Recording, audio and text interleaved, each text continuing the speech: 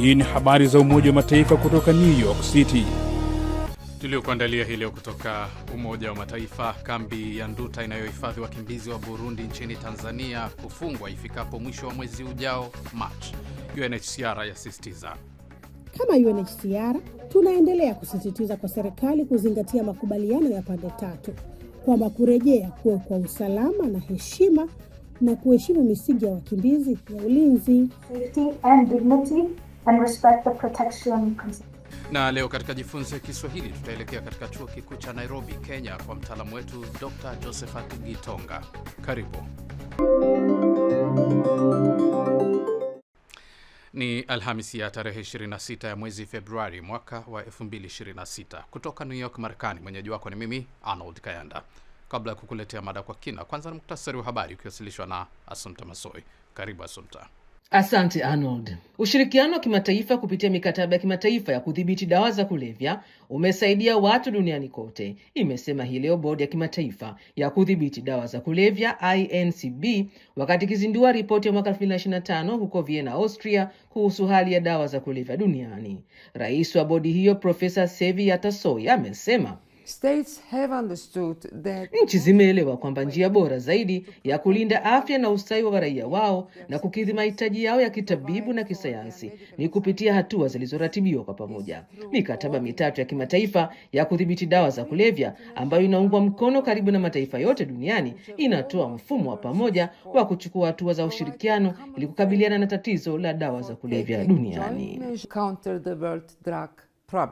Wataalamu wa Umoja wa Mataifa wa haki za binadamu wamelaani vikali ukatili unaodaiwa kufanywa na kundi la waasi la M23 nchini Jamhuri ya Kidemokrasia ya Kongo DRC dhidi ya watetezi wa haki za binadamu katika majimbo ya Kivu Kaskazini na Kivu Kusini, mashariki mwa taifa hilo la Maziwa Makuu.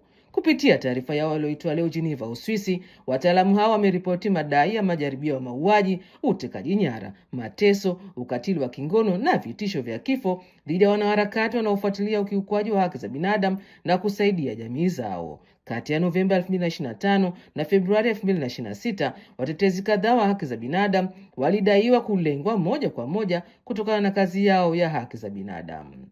Na leo ikiwa ni siku ya tatu ya mahakama ya kimataifa ya uhalifu ICC huko The Hague, Uholanzi, kuthibitisha iwapo kuna ushahidi wa kutosha wa kumfikisha mahakamani rais wa zamani wa Filipino Rodrigo Duterte kwa madai ya uhalifu dhidi ya binadamu unaohusiana na kile kilichoitwa vita dhidi ya dawa za kulevya nchini mwake. Wakili upande wa utetezi Nicholas Kaufman amesema hakuna uhusiano uliothibitishwa kati ya hotuba zake za kipekee zenye kauli kali na mauaji yanayotuhumiwa kuyafanya. Wakili Kaufman amesema upande wa mashtaka umeshindwa kuleta ushahidi wa kutosha. Na kwa hili ripoti za mashirika yasiyo ya kiserikali, takwimu za kitaaluma na makala za vyombo vya habari kwa kawaida huchukuliwa kuwa hazitoshi. Mwisho wa muktasari wa habari. Kwako Arnold. Asante sana Assumpta Masoi kwa kutuletea muktasari wa habari. Je, wafahamu maana ya methali anuiaye kukutukana hakosi matango? Kama la, basi ungana nami hadi katika kipengele cha Jifunze Kiswahili. Usibanduke tafadhali. Kutoka New York, sauti ya from the United Nations.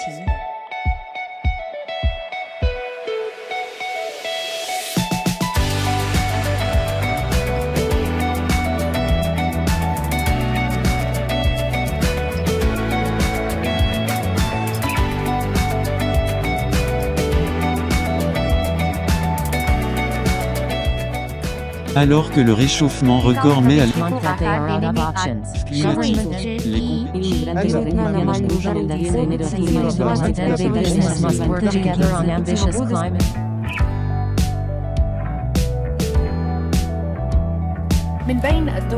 Ni habari za Umoja wa Mataifa kutoka hapa Marekani kupitia katika chaneli yetu ya YouTube Habari za UN na pia katika televisheni wa shirika.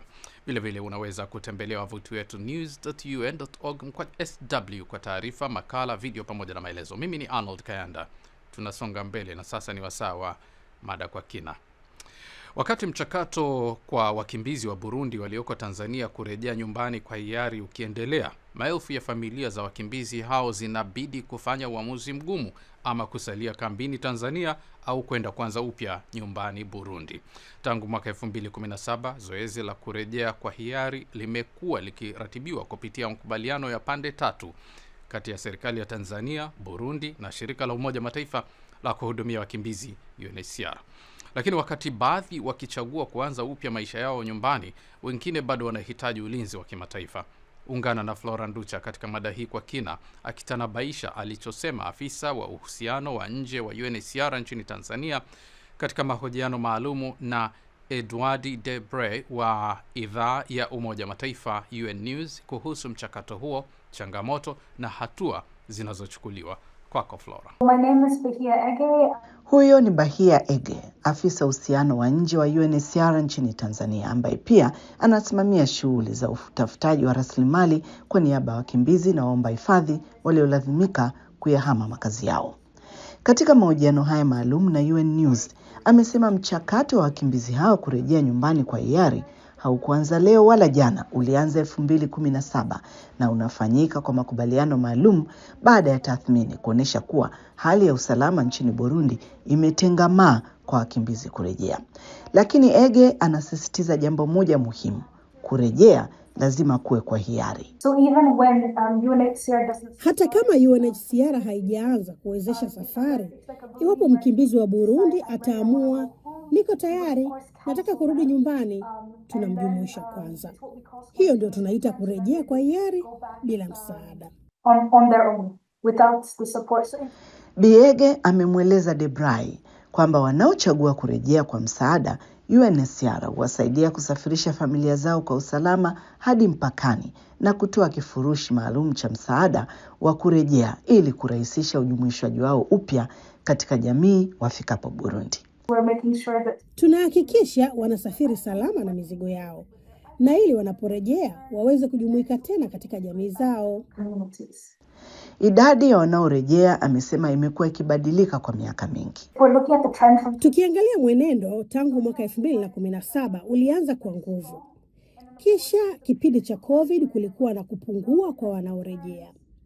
Baadaye idadi ilishuka. Kisha ikaongezeka tena. it increased again. Sio wakimbizi wote wanaoweza kurudi kwa usalama, amesema Biege, kwani miongoni mwa wakimbizi wa Burundi waliobaki Tanzania inakadiriwa kuwa kati ya 10,000 hadi 17,000 bado wanahitaji ulinzi wa kimataifa. We have at the departure centers where we conduct the registration. Kwenye vituo vya kuondokea tunakofanya usajili, tuna dawati maalum la ulinzi.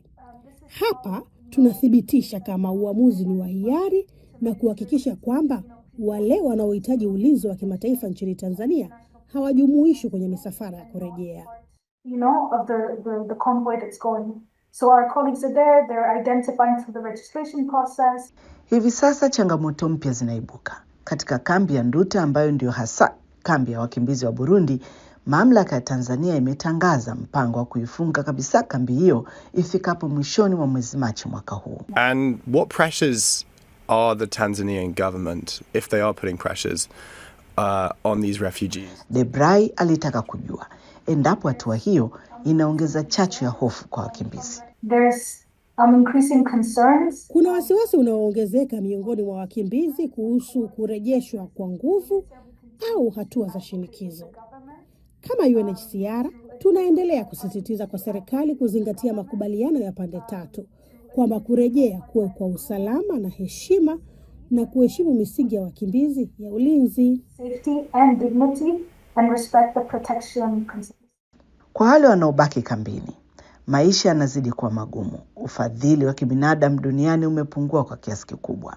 Ege anatoa mfano dhahiri katika kambi ya Nyarugusu ambayo ndio kubwa zaidi mkoani Kigoma. Like when I arrived 2 years ago, Nilipofika miaka 2 iliyopita kulikuwa na vituo 10 vya afya.